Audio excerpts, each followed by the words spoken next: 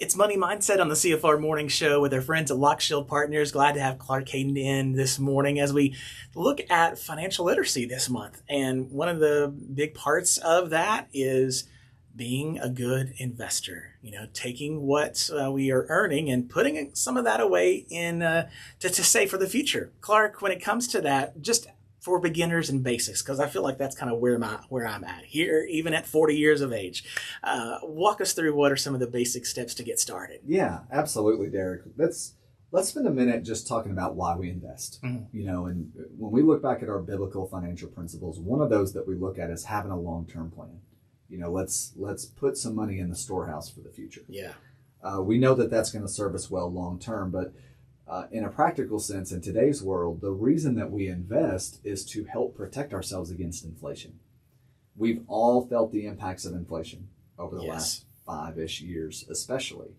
And what we know is that over time, the rate of inflation outpaces what we're going to earn in a bank account. Mm. That's really why we invest. It's to grow our net worth for the long term, and that's great. Yeah. But a big part of that is because we need the growth of our assets to outpace the increase of the cost of the goods and services that we all consume. Mm. That's really why we invest. So when it comes to investing, there's just a couple really important things to keep in mind. Time is really important. You want time to be your friend. If you allow yourself a couple decades or more to save and invest, that's going to have a really big impact on that compound interest over time. The earlier you start, the better. And then second, your savings rate is really, really important. So when it comes down to what a financial textbook would tell you, 10 to 15% of your overall income is considered to be a really healthy savings rate.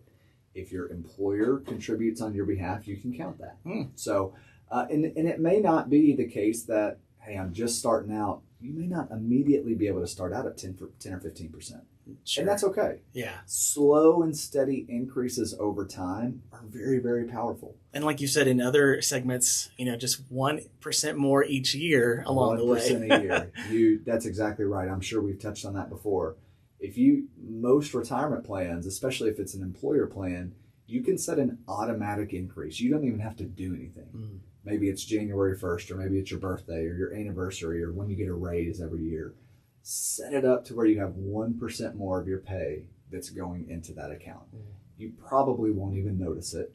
You're looking at dollars a paycheck, most likely. Yeah. But when you compound that over the course of 10, 15, 20, 30 years, that's a big deal.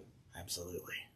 Well, we can learn more about this topic, more tips, the different types of investments that you can consider, all on the blog. Just go to the recent topics section on our website, christianfamilyradio.com, or visit lockshieldpartners.com.